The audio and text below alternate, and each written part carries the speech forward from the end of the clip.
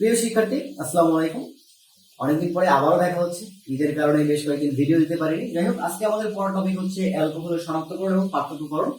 এই টপিকটা ভার্সিটি ভর্তি পরীক্ষার জন্য খুবই ইম্পর্টেন্ট, বিশেষ করে Dhaka varsity written, Rajshahi MCQ, Jahangirnagar MCQ, এই জায়গা থেকে প্রত্যেক বছর প্রশ্ন করে। বিশেষ করে অ্যালকোহলের পার্থক্যকরণ তো সাবজেক্ট খুবই পছন্দের একটা টপিক। তো এই টপিকটা আমাদের খুব ভালো করে পড়তে হবে। আমি আশা করবো তোমরা সম্পূর্ণ ভিডিওটা দেখবে। তো ফার্স্ট অফ অল আমি তোমাদেরকে অ্যালকোহলের পার্থক্যকরণটা শিখাবো, তারপরে অ্যালকোহলের শনাক্তকরণটা শিখাবো। তো পুরো ভিডিওটা মোটামুটি 20 থেকে 25 মিনিটের মতো হতে যাচ্ছে। তো আশা করি এই 20 থেকে 25 মিনিট একটু খাতা কলম নিয়ে বসে থাকবে। আর যারা আমার চ্যানেলে নতুন আছে তারা অবশ্যই চ্যানেলটাকে একটু সাবস্ক্রাইব করবে, পাশে থাকা যে বেল বাটন আছে সেই বেল বাটনটাকে ক্লিক করে রাখবে, আর পারলে এই ভিডিওটাকে লাইক দিয়ে দেবে। একটা লাইক আমাদের জন্য ইন্সপিরেশন। ওকে, আচ্ছা। তো ফার্স্ট অফ অল দেখো, অ্যালকোহল পার্থক্য করার জন্য আমাদেরকে লুকাস বিকারক ব্যবহার করতে হবে। এই লুকাস বিকারকটা প্রায় পরীক্ষায় আসে, যে লুকাস বিকারকের সংকেত পড়বে। তো লুকাস বিকারকের সংকেত হচ্ছে কি, জিঙ্ক ক্লোরাইড এবং গাঢ় HCl। কি বললাম? জিঙ্ক ক্লোরাইড এবং গাঢ় HCl। তো প্রশ্নের অপশনটা এরকম ভাবে থাকে যে তোমার শুধুমাত্র জিঙ্ক ক্লোরাইড এবং HCl দেওয়া থাকে, আবার দ্বিতীয় অপশনে দেওয়া থাকে জিঙ্ক ক্লোরাইড এবং গাঢ় HCl। এখন কোনটা অ্যান্সার করবা? অবশ্যই গাঢ় HCl যেখানে থাকবে সেইটা অ্যান্সার করবো। আশা করি এটুকু বুঝতে পারছো। আমি আবারও বলছি, লুকাস বিকারকের সংকেত কোনটা, এটা সাধারণত পরীক্ষায় আসে। তো অপশনে থাকে জিঙ্ক ক্লোরাইড এবং HCl, আবার জিঙ্ক ক্লোরাইড প্লাস গাঢ় HCl, এরকম অপশন থাকে কিন্তু। হ্যাঁ, তো এখন তোমাকে অবশ্যই গাঢ়টা দেখতে হবে যে গাঢ়টা কোথায় আছে। হ্যাঁ, তাহলে লুকাস বিকারকের সংকেতটা আমরা শিখে ফেললাম। লুকাস বিকারকের সংকেত কি? জিঙ্ক ক্লোরাইড এবং গাঢ় HCl। আশা করি এটুকু বুঝতে পারছো। এখন গঠন অনুসারে, কথাটা ভালো করে বুঝো, গঠন অনুসারে অ্যালকোহল বেসিক্যালি তিন প্রকার। কয় প্রকার অ্যালকোহল? তিন প্রকার। কি কি দেখো তো? 1 ডিগ্রি অ্যালকোহল, 2 ডিগ্রি অ্যালকোহল এবং 3 ডিগ্রি অ্যালকোহল। কি বললাম? 1 ডিগ্রি অ্যালকোহল, 2 ডিগ্রি অ্যালকোহল এবং 3 ডিগ্রি অ্যালকোহল। এখন অনেকেই বলবো যে ভাই আমি 1 ডিগ্রি অ্যালকোহল চিনি না, আমি 2 ডিগ্রি অ্যালকোহল চিনি না, আমি 3 ডিগ্রি অ্যালকোহল চিনি না। ওকে, আসলে আমি তোমাকে একটু ডিগ্রি চিনাই। হ্যাঁ, তো জৈব যৌগের মেইন জিনিসটা কি? জৈব যৌগের মেইন হচ্ছে কার্বন, তাই না? জৈব যৌগের মেইন হচ্ছে কার্বন। তাহলে আমি একটা কার্বন লিখলাম। এখন একটা কার্বনের কয়টা যোজনী? 4টা যোজনী। একটা কার্বনের কয়টা যোজনী? 4টা যোজনী। 4টা যোজনীর ভিতরে একটা যোজনী থাকবে OH মূলকের জন্য, একটা যোজনী কার জন্য থাকবে? OH মূলকের জন্য। ঠিক আছে? আচ্ছা, এবার খেয়াল করো যে আর কয়টা ফাঁকা যোজনী আছে? 3টা ফাঁকা যোজনী আছে। যদি একটা আর মূলক থাকে, আর মূলক মানে কি? অ্যালকাইল মূলক, যার সাধারণ সংকেত হচ্ছে তোমার CnH2n+1। যদি একটা আর মূলক থাকে এবং বাকি দুটো যদি হাইড্রোজেন থাকে, তখন সেটাকে আমরা বলবো 1 degree alcohol. For example COH, এখানে দেখো CH3, AH, এটা একটা 1 ডিগ্রি অ্যালকোহল। আমি জানি না নিচে দেখা যাচ্ছে কিনা, আমি একটু উপরে লিখি। দেখো COH, দেখো তো এই যে কার্যকরী মূলকের পাশের কার্বনে আমরা একটা CH3 পাচ্ছি। CH3 তো একটা অ্যালকাইল মূলক, তাই না? একটা হাইড্রোজেন, একটা হাইড্রোজেন। তাহলে দেখো তো কার্যকরী মূলকের পাশের কার্বনে একটা আর মূলক আছে, তাহলে এটা কয় ডিগ্রি অ্যালকোহল? 1 degree alcohol. এটাকে আমরা এভাবেও লিখতে পারি CH2 CH3 CH2 OH, এভাবে আমরা লিখতে পারি। ওকে, আচ্ছা। এবার খেয়াল করো 2 ডিগ্রি অ্যালকোহল তাহলে কি হবে? কার্যকরী মূলক, তার পাশের কার্বন হচ্ছে এটা। এখন পাশের কার্বনে যদি 2টা আর মূলক থাকে, কয়টা আর মূলক? 2টা আর মূলক থাকে, তখন সেটাকে আমরা বলবো 2 ডিগ্রি অ্যালকোহল। তাহলে এখানে একটা উদাহরণ দেখি। দেখো, খুব সুন্দর একটা উদাহরণ দেখি। কার্বন, তার পাশে একটা OH, এই একটা CH3, এই একটা CH3 আর একটা H। তাহলে দেখো তো কার্যকরী মূলকের পাশের কার্বনে 2টা অ্যালকাইল মূলক আছে, তাহলে এটা কয় ডিগ্রি অ্যালকোহল? 2 degree alcohol. তাহলে 3 ডিগ্রি অ্যালকোহল কি হবে? এটা তোমরা বুঝতে পারতেছো যে কার্যকরী মূলকের পাশের কার্বনে, কার্যকরী মূলকের পাশের কার্বনে যদি 3টা আর মূলক থাকে, কয়টা আর মূলক? যদি 3টা আর মূলক থাকে, তখন সেটা কয় ডিগ্রি অ্যালকোহল হবে? তখন সেটা হবে 3 ডিগ্রি অ্যালকোহল। তার মানে 3 ডিগ্রি অ্যালকোহলের সংকেতটা কি হবে? দেখো এখানে যদি আমি একটা CH3 লাগাই দিই, তাহলে কার্বনের সঙ্গে কয়টা অ্যালকাইল মূলক আছে? 3টা অ্যালকাইল মূলক আছে, তাহলে এটা হচ্ছে 3 ডিগ্রি অ্যালকোহল। তাহলে আশা করি তোমরা গঠন অনুসারে যে অ্যালকোহলগুলো আছে 1 ডিগ্রি, 2 ডিগ্রি, 3 ডিগ্রি, এগুলো বুঝে ফেলছো। এবার খেয়াল করো, এই যে 1 degree alcohol, 2 degree alcohol, 3 degree alcohol, এগুলোর মধ্যে পার্থক্য করতে হবে আমাদেরকে। কি করতে হবে? পার্থক্য করতে হবে। কারণ ম্যাক্সিমাম অ্যালকোহল হচ্ছে বর্ণহীন। ম্যাক্সিমাম অ্যালকোহল কেমন হয়? বর্ণহীন হয়। তাহলে পার্থক্য যদি করতে যাই, তখন আমাদেরকে ব্যবহার করতে হবে লুকাস বিকারক, যার সংকেত কি? জিঙ্ক ক্লোরাইড এবং গাঢ় HCl। এটা হচ্ছে আমাদের লুকাস বিকারকের সংকেত। ওকে, তো দেখো 3 ডিগ্রি অ্যালকোহলের সঙ্গে যদি আমরা জিঙ্ক ক্লোরাইড এবং গাঢ় HCl যুক্ত করি, তাহলে আমাদের সরাসরি 3 ডিগ্রি অ্যালকাইল ক্লোরাইড উৎপন্ন হবে। কি উৎপন্ন হবে? Alkyl chloride. অনেকে বলতে পারে অ্যালকাইল হ্যালাইড হবে, বাট অ্যালকাইল, হ্যাঁ এটা একটা অ্যালকাইল হ্যালাইড, বাট আমি যদি আরো ডিপলি বলি বা আমি আরো যদি এক্সাক্ট করে বলতে চাই, মানে আরো সুন্দরভাবে বলতে চাই, তখন এটাকে আমরা বলবো অ্যালকাইল ক্লোরাইড। কারণটা কি দেখো তো, কারণ এইখানে ক্লোরিন আছে, এই ক্লোরিন গিয়ে এই OH কে প্রতিস্থাপন করে। কি বললাম, এই যে HCl এর ক্লোরিন, এই ক্লোরিন গিয়ে এই OH কে প্রতিস্থাপন করে। ওকে, তো 3 ডিগ্রি অ্যালকোহলের সঙ্গে আমরা যখন গ্লুকোজ বিকারক যুক্ত করব, HCl এর ক্লোরিন এই OH কে প্রতিস্থাপন করে উৎপন্ন করবে 3 ডিগ্রি অ্যালকাইল ক্লোরাইড, এবং এটা সাথে সাথে অদক্ষেপ সৃষ্টি করবে সাদা বর্ণের, সাথে সাথে কি হবে, অদক্ষেপ সৃষ্টি করবে। ওকে, জিনিসটা আমি একটু পরে আবার বুঝিয়ে দেবো। এবার দেখো 2 ডিগ্রি অ্যালকোহলের ক্ষেত্রে আমরা যদি ক্লোরাইড এবং গাঢ় HCl যুক্ত করি, অর্থাৎ 2 ডিগ্রি অ্যালকোহলের সঙ্গে যদি আমরা গ্লুকোজ বিকারক যুক্ত করি, তাহলে উৎপন্ন হবে 2 ডিগ্রি অ্যালকাইল ক্লোরাইড, যেটা 5 থেকে 10 মিনিট পর কি হবে, অদক্ষেপ করবে, যার 5 থেকে 10 মিনিট পর অদক্ষেপ করবে। 1 ডিগ্রি অ্যালকোহলের সঙ্গে যদি আমরা গ্লুকোজ বিকারক যুক্ত করি, 1 ডিগ্রি অ্যালকোহলের সঙ্গে যদি আমরা গ্লুকোজ বিকারক যুক্ত করি, তাহলে 1 ডিগ্রি অ্যালকাইল ক্লোরাইড উৎপন্ন হবে। কয় ডিগ্রি? 1 ডিগ্রি অ্যালকাইল ক্লোরাইড উৎপন্ন হবে, এবং এটার কোনো অদক্ষেপ করবে না, জাস্ট উপরে একটা তৈলাক্ত স্তর সৃষ্টি হবে। উপরে কি হবে, একটা তৈলাক্ত স্তর সৃষ্টি হবে, এটা কিন্তু কোনো অদক্ষেপ করবে না। তাহলে এখন দেখো আমাদের কাছে মনে করো 3টা টেস্ট টিউব আছে। হ্যাঁ, আমাদের কাছে কয়টা টেস্ট টিউব আছে? 3টা টেস্ট টিউব আছে। ওকে, একটা টেস্ট টিউব, একটা টেস্ট টিউব, একটা টেস্ট টিউব। তো মনে করে নিচ্ছি যে এটাতে 3 ডিগ্রি অ্যালকোহল, এটাতে 2 ডিগ্রি অ্যালকোহল আছে, আর এটাতে 1 ডিগ্রি অ্যালকোহল আছে। ওকে, তো এখন আমি কি করলাম, এই টেস্ট টিউবের ভিতরে আমি কি পার্থক্য করার জন্য আমরা কি যুক্ত করলাম, জিঙ্ক ক্লোরাইড এবং গাঢ় HCl যুক্ত করলাম। এটাকে আমরা কি বলি, লুকাস বিকারক বলি। তো যখন আমি লুকাস বিকারক যুক্ত করবো, দেখবো যে সাথে সাথে এখানে একটা অদক্ষেপ সৃষ্টি হয়েছে। অদক্ষেপ কি হয়, অদক্ষেপ কিন্তু তলানি আকারে জমে, তো সাথে সাথে একটা অদক্ষেপ সৃষ্টি হয়েছে, তখনই আমি বুঝতে পারবো যে না, এখানে 3 ডিগ্রি অ্যালকোহল। এবার মনে করো এখানে আমি জিঙ্ক ক্লোরাইড এবং গাঢ় HCl যুক্ত করলাম, অর্থাৎ লুকাস বিকারক যুক্ত করলাম। তাহলে এখানে আমি 5 থেকে 10 মিনিট পর একটা অদক্ষেপ পাবো, 5 থেকে 10 মিনিট পর কি হবে, একটা অদক্ষেপ পাবো। সেটাকে আমি বুঝবো যে না, এটা একটা 2 ডিগ্রি অ্যালকোহল।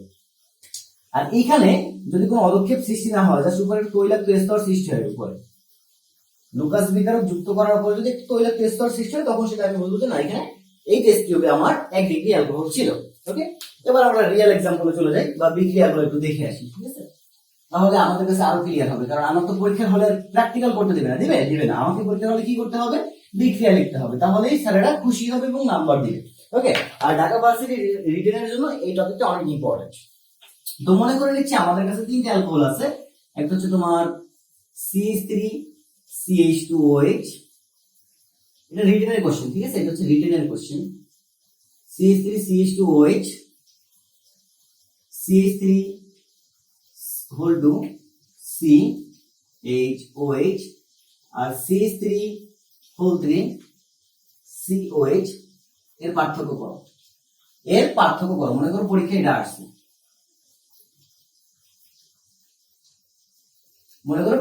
আসছে, এর পার্থক্য করতে বলছে। এখন দেখো তুমি খেয়াল করো যে প্রত্যেকটাতেই কি আছে, এখানে OH আছে, এখানে OH আছে, এখানে OH আছে, প্রত্যেকটাতে কি আছে, OH আছে, রাইট?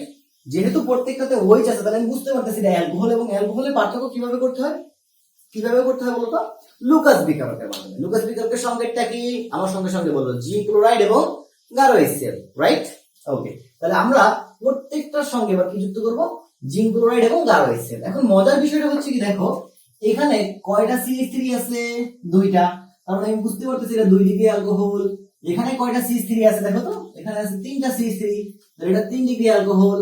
আর এখানে কয়টা CH3CH2 আছে, একটা, তাহলে এটা হচ্ছে 1 ডিগ্রি অ্যালকোহল। চুপচাপ বুঝে গেলাম আমরা যে কোনটা কি।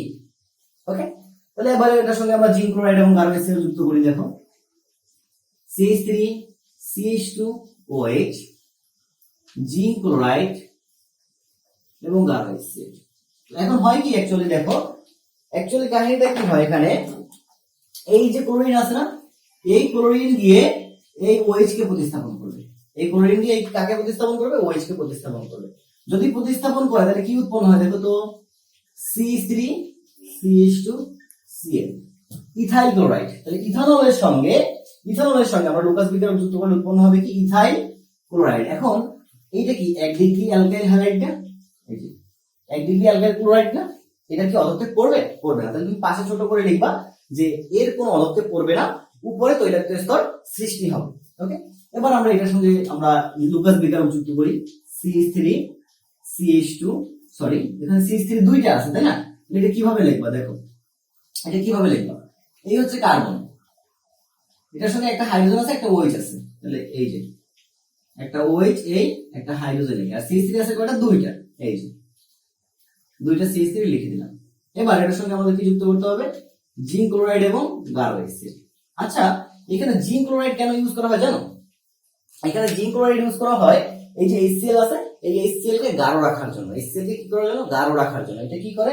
ধরো HCl এর সঙ্গে যদি পানি যুক্ত হয়, পানি যুক্ত হলে কিন্তু HCl তোমার হচ্ছে লঘু হয়ে যাবে। লঘু হয়ে গেলে হয় কি, এই বিক্রিয়াটা হতে চায় না বা বিক্রিয়ার গতি হ্রাস পায়, বিক্রিয়ার গতি হ্রাস পায়। এখন এই জন্য জিঙ্ক ক্লোরাইড ইউজ করা হয়। জিঙ্ক ক্লোরাইড একটা নিরোধক পদার্থ। একটা কি ধরনের পদার্থ? নিরোধক পদার্থ। তোমরা সবাই জানো যে নিরোধক পদার্থগুলো কি করে? পানিকে টেনে নিয়ে আসে, কোনো কিছু থেকে পানিকে টেনে নিয়ে আসে বা পানির সাথে রিঅ্যাকশন করে ওই বস্তুটা থেকে পানির পরিমাণটা হ্রাস করে। যখনই HCl এর সঙ্গে পানি যুক্ত হতে যাবে, সামহাও মনে করো বিক্রিয়াটা করতেছি আমি, বিক্রিয়াটা করার সময় আমার যে রুম আছে বা আমার যে ল্যাবরেটরি আছে সেখানে জলীয় বাষ্প বেশি আছে, এই জন্য দেখা যাচ্ছে যে আমার বিক্রিয়াটা স্লো হয়ে যাচ্ছে। তখন আমি কি করলাম, আমি জিঙ্ক ক্লোরাইড যদি উপস্থিত রাখি, তখন ওই জিঙ্ক ক্লোরাইড করবে কি, এই HCl এর সঙ্গে পানি কি আর যুক্ত হতে দিবে না, পানিটাকে নিজের কাছে টেনে নিয়ে আসবে। বুঝতে পারছো? আচ্ছা, অ্যাকচুয়ালি জিঙ্ক ক্লোরাইড এখানে নিরোধক এবং প্রভাবক হিসেবে কাজ করে। তাহলে ক্লোরিন গিয়ে এই OH কে প্রতিস্থাপন করবে। প্রতিস্থাপন করলে দেখো তো সংকেতটা কেমন আসে? CH3CH, OH এর স্থানে কি আসবে? Cl। OH এর পরিবর্তে কি লিখে দেবো আমরা? Cl লিখে দেবো, সিঙ্গেল বন্ড CH3। তাহলে দেখো তো এটা কয় ডিগ্রি অ্যালকোহল হলো? এটা হয়ে গেল 2 ডিগ্রি অ্যালকোহল। এটা কয় ডিগ্রি অ্যালকোহল হয়ে গেল? 2 ডিগ্রি অ্যালকোহল হয়ে গেল, রাইট? তাহলে এখন এই 2 ডিগ্রি অ্যালকোহলের ক্ষেত্রে কি, sorry 2 degree alkyl chloride, 2 degree alkyl chloride. এখন এই 2 ডিগ্রি অ্যালকাইল ক্লোরাইডের ক্ষেত্রে কতক্ষণ পর অদক্ষেপ সৃষ্টি হবে? 5 থেকে 10 মিনিট পর। 5 থেকে 10 মিনিট পর কি হবে? অদক্ষেপ সৃষ্টি হবে, রাইট? আচ্ছা, এবার 3 ডিগ্রির ক্ষেত্রে বিক্রিয়াটা কেমন হবে আশা করি সবাই বুঝতে পারছো। এটা নিজেরা বাসায় বসে করবা, ঠিক আছে? জাস্ট এখানে যে OH টা আছে, ওই OH এর স্থানে জাস্ট Cl টা যুক্ত করবা, তারপর বিক্রিয়াটা লিখবা, লেখার পর লিখবা যে সাথে সাথে অদক্ষেপ সৃষ্টি হবে। তো পরীক্ষা যদি আসে, পরীক্ষায় জাস্ট এরকম 3টা বিক্রিয়া লিখে দিবা, পরীক্ষায় এরকম 3টা বিক্রিয়া লিখে দিলেই এনাফ। আশা করি বুঝতে পারছো। ওকে, এবার আমরা চলে যাবো অ্যালকোহলের শনাক্তকরণে, যেটা আরো বেশি ইম্পর্টেন্ট, যেটা আরো বেশি ইম্পর্টেন্ট। তো আশা করি যে পুরো ভিডিওটা ধৈর্য সহকারে দেখবা। অ্যালকোহলের শনাক্তকরণ, এবং এর সঙ্গে আমি আরো বলে দেবো যে বেশ কিছু ট্রিকি কোশ্চেন আছে এখান থেকে, সেই ট্রিকি কোশ্চেন গুলো বলবো। তো অ্যালকোহলের শনাক্তকরণ, এখান থেকে কিন্তু এবছর মেডিকেলেও প্রশ্ন আসছে। হ্যাঁ, তো এই শনাক্তকরণটা আমরা কি কি সাহায্যে, মানে কিসের সাহায্যে করতে পারি? অ্যালকোহলের শনাক্তকরণ আমরা কিসের সাহায্যে করতে পারি? তো দেখো, ফার্স্ট অফ অল মনে রাখবা ধাতব সোডিয়াম সহ পরীক্ষা। ধাতব সোডিয়াম সহ পরীক্ষা, কি বললাম? ধাতব সোডিয়াম সহ পরীক্ষা। অ্যালকোহল, কার্বক্সিলিক অ্যাসিড, এগুলা শনাক্তকরণে ধাতব সোডিয়াম লাগে। আরো একটা আছে অ্যালকাইন। তাহলে অ্যালকোহল, অ্যালকাইন, তারপর হচ্ছে কার্বক্সিলিক অ্যাসিড, এই 3টা শনাক্তকরণ করা যায় শুধুমাত্র ধাতব সোডিয়ামের মাধ্যমে। কিসের মাধ্যমে? ধাতব সোডিয়ামের মাধ্যমে। কি বললাম? অ্যালকোহল, কার্বক্সিলিক অ্যাসিড আর কি তোমার হচ্ছে অ্যালকাইন, এই 3টা শনাক্ত করা যায় ধাতব সোডিয়ামের সাহায্যে। ওকে, আচ্ছা, তারপরে মনে রাখবা যে PCl5 সহ পরীক্ষা। ওকে, এবং এইটা একটু ভালো করে মাথায় রাখবা, PCl5 সহ পরীক্ষা, এটা ভালো করে মাথায় রাখতে হবে, কারণ এখান থেকে একটা কাহিনী আছে। কাহিনীটা একটু পরে বলবো, আগে আমি ধাতব সোডিয়াম সহ পরীক্ষা এটা বুঝাই দিই। ওকে, তো আমাদের কাছে অ্যালকোহল আছে, এই যে অ্যালকোহল, তার সঙ্গে আমরা ধাতব সোডিয়াম যুক্ত করব। তো বিক্রিয়াটা একদম সিম্পল। দেখো, একটা কুকুর যদি আরেকটা কুকুরকে দেখে, তখন তারা কি করে? ঘেউ ঘেউ করে, তাই না? একটা কুকুর আরেকটা কুকুরকে দেখলে ঘেউ ঘেউ করে। এখন সোডিয়াম হচ্ছে একটা ধনাত্মক আয়ন। সাধারণত সোডিয়াম কি একটা ধনাত্মক আয়ন, বা সোডিয়াম কিসে পরিণত হতে চায়? ধনাত্মক আয়নে পরিণত হতে চায়। তো সোডিয়াম কি করবে? দেখো, এখানে OH আছে না, এই OH এর ভিতরে খেয়াল করো, ভালো করে খেয়াল করো, OH এর ভিতরে অক্সিজেনটা আংশিক ঋণাত্মক এবং হাইড্রোজেনটা আংশিক ধনাত্মক। অক্সিজেনটা আংশিক ঋণাত্মক এবং হাইড্রোজেন আংশিক ধনাত্মক। কিভাবে হয় বুঝলে না? তো বুঝাই দিচ্ছি, দেখো, অক্সিজেন এবং হাইড্রোজেন ইলেকট্রন শেয়ার করে। অক্সিজেন একটা ইলেকট্রন শেয়ার করতেছে, হাইড্রোজেন একটা ইলেকট্রন শেয়ার করতেছে, তাই না? আচ্ছা, এখন তড়িৎ ঋণাত্মকতার কারণে হয় কি, সে আর কিন্তু ইলেকট্রনকে নিজের দিকে টেনে নিতে চায়। এখন অক্সিজেনের তড়িৎ ঋণাত্মকতা হচ্ছে 3.5 আর হাইড্রোজেনের 2.1। তাহলে এই যে দুইটি ইলেকট্রন আছে, এই দুইটি ইলেকট্রনকে কে নিজের দিকে টেনে নেবে? অক্সিজেন নিজের দিকে টেনে নেবে।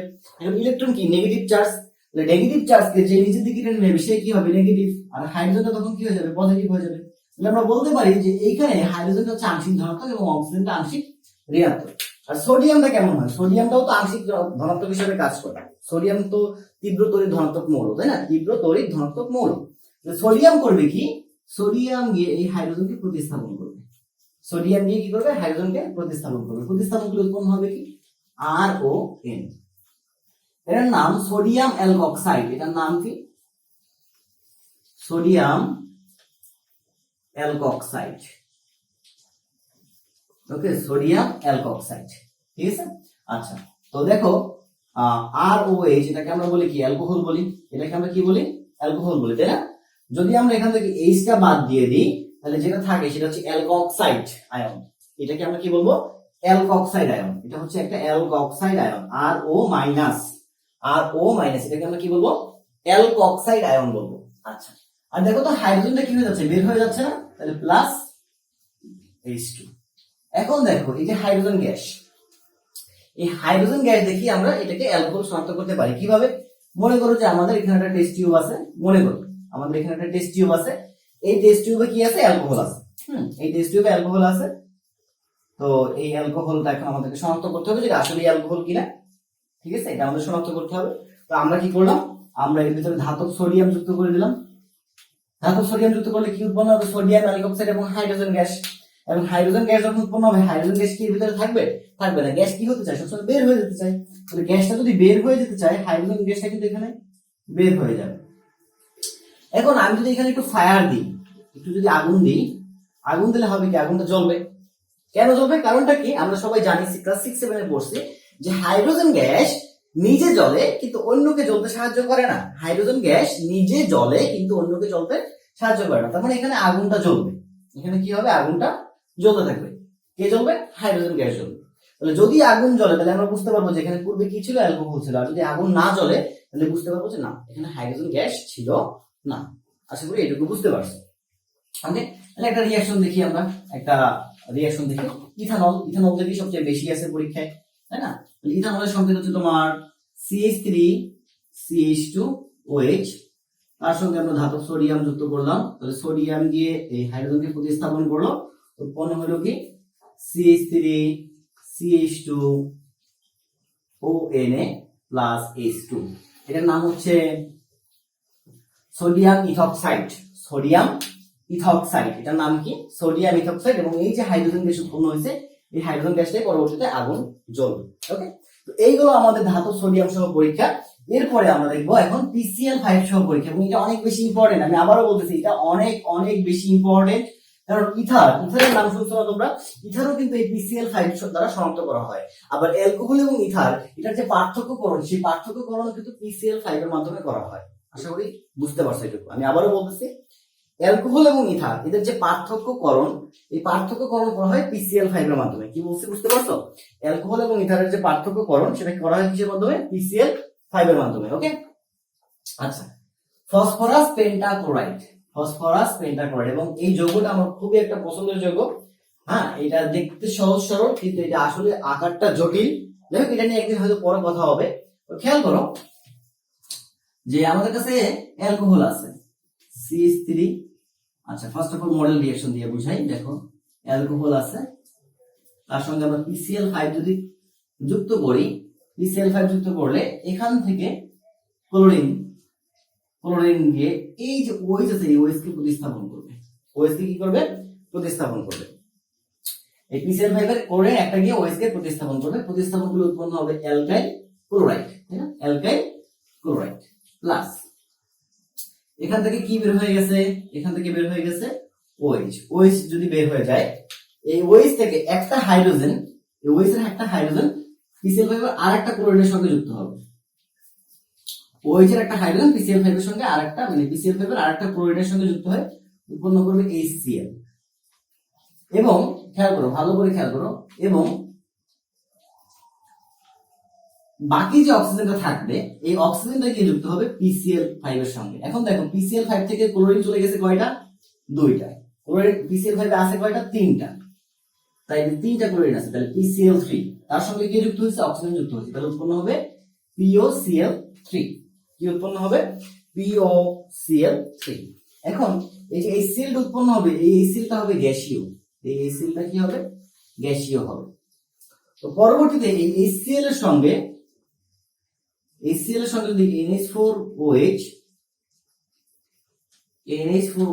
বা অ্যামোনিয়াম হাইড্রোক্সাইড যুক্ত করা হয়, যুক্ত করলে উৎপন্ন হবে NH4Cl plus H2O। NH4Cl plus H2O। তো খেয়াল করো, তোমার এই যে NH4Cl যখন যুক্ত হয়েছে বা উৎপন্ন হয়েছে, তখন আমাদের সাদা ধোঁয়া সৃষ্টি হবে। কি সৃষ্টি হবে? সাদা ধোঁয়া সৃষ্টি হবে। কথা বুঝতে পারছো? সরি, আমি একটু ভুল বলে ফেলছি। এখানে NH4OH না, এখানে NH3 অ্যামোনিয়া যুক্ত করতে হবে। অর্থাৎ HCl এর সঙ্গে আমরা অ্যামোনিয়া গ্যাস যুক্ত করব, তাহলে উৎপন্ন হবে NH4Cl। এবং এই NH4Cl এর কি হবে? সাদা ধোঁয়া সৃষ্টি হবে। তো এই সাদা ধোঁয়া দেখে শনাক্ত করা হবে যে না, এখানে কি ছিল? অ্যালকোহল ছিল। আমি একটু টেস্ট টিউব দিয়ে বুঝাই। মনে করো যে আমাদের কাছে একটা টেস্ট টিউব আছে। ওকে, এখানে কি আছে? মনে করে নিচ্ছি অ্যালকোহল আছে। এখানে কি আছে? মনে করে নিচ্ছি অ্যালকোহল আছে, রাইট? অ্যালকোহলের সঙ্গে আমরা কি যুক্ত করলাম? PCl5 ফসফরাস পেন্টাক্লোরাইড যুক্ত করলাম। তাহলে এখান থেকে আমাদের কি হবে? একটা টাইমে HCl এর HCl গ্যাস উৎপন্ন হবে। HCl গ্যাস উৎপন্ন হবে না? তো এই গ্যাসটাকে আমরা সংগ্রহ করব। সংগ্রহ করার পরে তার সঙ্গে আমরা কি যুক্ত করব? NH3 যুক্ত করব। যুক্ত করার ফলে কি উৎপন্ন হবে? NH4Cl। NH4Cl এর সাদা ধোঁয়া উৎপন্ন হবে। তো সেখান থেকে আমরা বুঝতে পারবো যে না, পূর্বে এখানে কি ছিল? অ্যালকোহল ছিল। যদি সাদা ধোঁয়া উৎপন্ন না হয়, তার মানে অ্যালকোহল ছিল না। ওকে, তো এখন খেয়াল করো, আমি একটু আগে বলছিলাম যে PCl5 দ্বারা আমরা কি শনাক্ত করতে পারি? আমরা ইথার শনাক্ত করতে পারি, তাই না? তো ইথারের ক্ষেত্রে বিক্রিয়াটা কেমন হয় দেখো। ইথারের সাধারণ সংকেত হচ্ছে ROR। তার সঙ্গে আমরা PCl5 যুক্ত করব। PCl5 যুক্ত করলে দেখো এই যে অক্সিজেন, এই অক্সিজেন কি করবে? মানে এই যে অক্সিজেনের সঙ্গে যে দুইটা অ্যালকাইল মূলকের বন্ধন আছে, এই দুইটা বন্ধন ভেঙে যাবে। ক্লোরিন গিয়ে এই বন্ধনটাকে ভেঙে দেবে। ভেঙে দিলে পরে আলটিমেটলি উৎপন্ন হবে R সিঙ্গেল বন্ড Cl, অর্থাৎ অ্যালকাইল ক্লোরাইড। কি উৎপন্ন হবে? অ্যালকাইল ক্লোরাইড উৎপন্ন হবে। এখন দেখো তো R মূলক ছিল কয়টা? দুইটা। তাহলে উৎপন্ন হবে 2RCl। তাহলে উৎপন্ন হচ্ছে কি? 2RCl। ওকে, প্লাস দেখো এখন এখান থেকে ক্লোরিন গেছে কয়টা? দেখো তো, একটা আর মূলকের সঙ্গে একটা ক্লোরিন, তাহলে আছে আর মূলক কয়টা? দুইটা। তাহলে দুইটা ক্লোরিন গেছে, তাহলে আছে কয়টা ক্লোরিন? এখন তিনটা ক্লোরিন আছে, অর্থাৎ PCl3 আছে। এই PCl3 এর সঙ্গে কি যুক্ত হবে? অক্সিজেন যুক্ত হবে। তাহলে উৎপন্ন হবে POCl3। উৎপন্ন হবে কি? POCl3।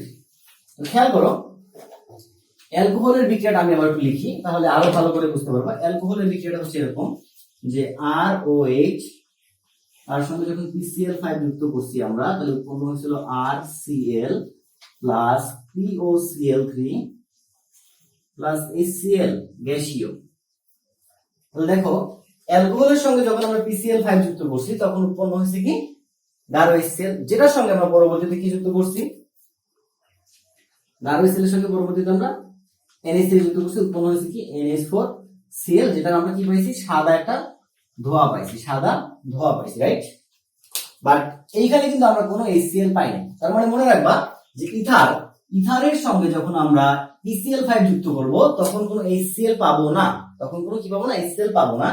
বাট অ্যালকোহলের সঙ্গে যখন আমরা PCl5 অর্থাৎ ফসফরাস পেন্টাক্লোরাইড যুক্ত করব, তখন আমরা কি পাবো? HCl পাবো। এবং এই HCl টা আমাদের কোন কাজে ব্যবহার করা হবে? তখন HCl টা পরবর্তীতে আমরা অ্যামোনিয়ার সঙ্গে যুক্ত করলে কি উৎপন্ন হবে? অ্যামোনিয়াম ক্লোরাইড উৎপন্ন হবে। এবং অ্যামোনিয়াম ক্লোরাইড যখনই উৎপন্ন হয়, তখন কি হয়? সাদা ধোঁয়া সৃষ্টি হয়। এই যে PCl5 পরীক্ষা, এই PCl5 পরীক্ষার মাধ্যমে আমরা কি করতে পারি? অ্যালকোহল এবং ইথারের পার্থক্য প্রমাণ করতে পারি। তাহলে ফার্স্ট এমসিকিউ যে PCl5 এর মাধ্যমে কাকে কাকে পার্থক্য করা হয়। তাহলে অ্যালকোহল এবং ইথারকে আমরা পার্থক্য করতে পারি কিসের মাধ্যমে? PCl5 এর মাধ্যমে। আবার PCl5 মানে ফসফরাস পেন্টাক্লোরাইডের মাধ্যমে কাকে শনাক্ত করা যায়?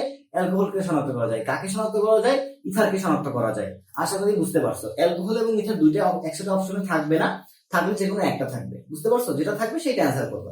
ওকে, আবার PCl5 এর মাধ্যমে কাকে পার্থক্য করা যায়?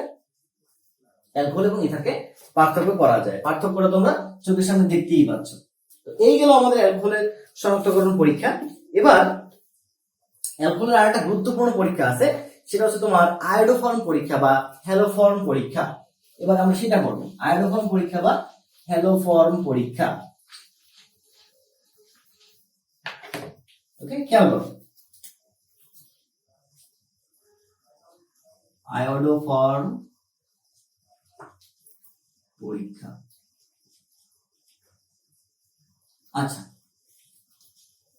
তো ফার্স্ট অফ অল তোমাদেরকে আমি একটু আয়োডোফর্ম বা হ্যালোফর্ম এগুলো একটু চিনাই। ফার্স্ট অফ অল আয়োডোফর্ম বা হ্যালোফর্ম কি জিনিস এটা একটু চিনাই, তাহলে আরো ভালো করে বুঝতে পারবে। তো এইটা চেনার জন্য ফার্স্ট অফ অল দেখো, আমরা ক্লোরোফর্ম তো সবাই চিনি, CH Cl3, এটাকে আমরা কি বলি? ক্লোরোফর্ম।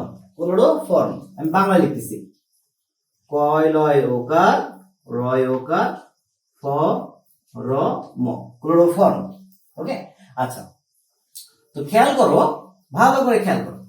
এখন এখানে সি থাকবে একটা, এইচ থাকবে একটা, আর ক্লোরিন ছিল কয়টা? 3টা। এই জন্য এটার নাম হচ্ছে কি? ক্লোরোফর্ম।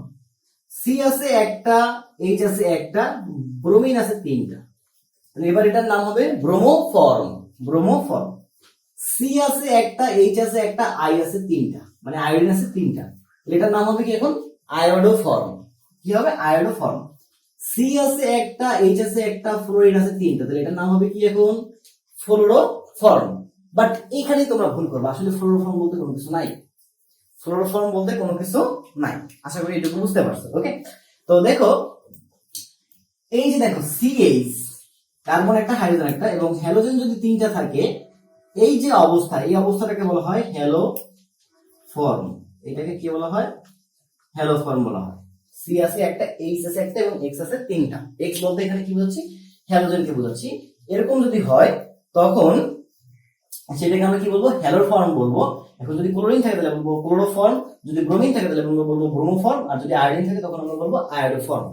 এখন খেয়াল করো যে মিথানল এবং ইথানল দুইটাই অ্যালকোহল। মিথানল ও ইথানল যদি আমরা পার্থক্য করি, পার্থক্যকরণ, ঠিক আছে? মিথানল এবং ইথানলের যে পার্থক্যকরণের সময় আমাদেরকে এই যে আয়োডোফর্ম পরীক্ষা করতে হয়। কি করতে হয়? আয়োডোফর্ম পরীক্ষা করতে হয়। তো মনে রাখবা যে মিথানল আয়োডোফর্ম পরীক্ষা দেয় না, আর ইথানল আয়োডোফর্ম পরীক্ষা দেয়। কি বললাম? মিথানল আয়োডোফর্ম পরীক্ষা দেয় না, আর ইথানল আয়োডোফর্ম পরীক্ষা দেয়। তাহলে এই যে পরীক্ষা একজন দিচ্ছে আর একজন দেয়, এভাবে কি করা হচ্ছে? মিথানল এবং ইথানলকে পার্থক্য করা হচ্ছে। ওকে, আচ্ছা, তো খেয়াল করো, আমরা যেহেতু ইথানল বিক্রিয়াটা দেয়, তাহলে সেই বিক্রিয়াটা একটু লিখি, কারণ পরীক্ষা আসতেই পারে যে তোমার আয়োডোফর্ম পরীক্ষাটা লেখো। এটা কিন্তু বেশ ইম্পর্টেন্ট, আয়োডোফর্ম বিক্রিয়াটা কিন্তু অনেক বেশি ইম্পর্টেন্ট। তো পরীক্ষা কিন্তু আসতেই পারে যে মিথানল এবং ইথানলের আয়োডোফর্ম পরীক্ষাটা লেখো। তো আমরা সেটা একটু দেখে আসবো, ঠিক আছে? তো খেয়াল করো, ইথানলের সংকেতটা কি? CH3CH2OH। এটা হচ্ছে আমাদের ইথানল, প্রিয় ইথানল। তো এই ইথানলের সঙ্গে আমরা কি যুক্ত করব? আয়োডিন যুক্ত করব। আয়োডোফর্ম কি যুক্ত করতে হবে? আয়োডিন যুক্ত করতে হবে। কি যুক্ত করব? আয়োডিন। তার সঙ্গে যুক্ত করব সোডিয়াম হাইড্রোক্সাইড। কি যুক্ত করব? Sodium hydroxide. ওকে, তো আমি এই আয়োডোফর্ম পরীক্ষাটা এভাবে মনে রাখতাম,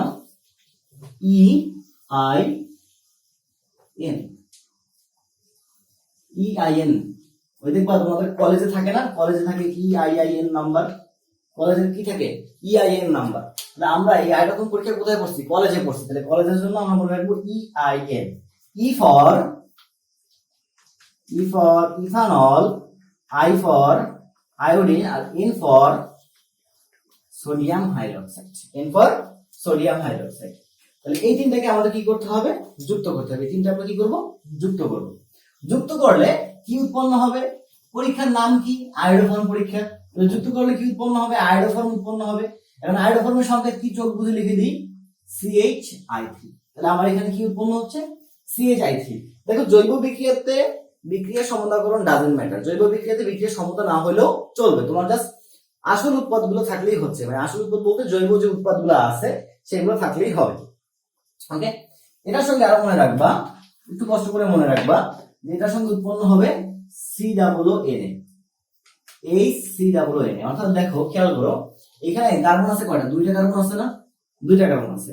একটা কার্বন উৎপন্ন করবে তোমার CH3, আরেকটা কার্বন উৎপন্ন করবে HCOON, আরেকটা কার্বন কি উৎপন্ন করবে? HCOON। ওকে, আচ্ছা তার সঙ্গে তোমার এখানে দেখো যে সোডিয়াম আমার এই যে আয়োডিনের সঙ্গে যুক্ত হয়ে উৎপন্ন করবে সোডিয়াম আয়োডাইড, এবং এটা একটা জারণ বিজারণ বিক্রিয়া। এটা একটা কি বিক্রিয়া? জারণ বিজারণ বিক্রিয়া। জারণ বিজারণ বিক্রিয়া আমাদের পানি উৎপন্ন হয়। যখন একটা আয়োডোফোন পরীক্ষা একটা জারণ বিজারণ বিক্রিয়া, এটা একটা জারণ বিজারণ বিক্রিয়া। মনে রাখবো যে আয়োডোফোন পরীক্ষায় সবসময় কি উৎপন্ন হবে? তোমার পানি উৎপন্ন হবে, কারণ জারণ বিজারণ বিক্রিয়া মানেই হচ্ছে কি সেখানে পানি উৎপন্ন হবে। ওকে, আশা করি এটুকু বুঝতে পারছো। ওকে, তো এবার মিথানলের সংকেত কি?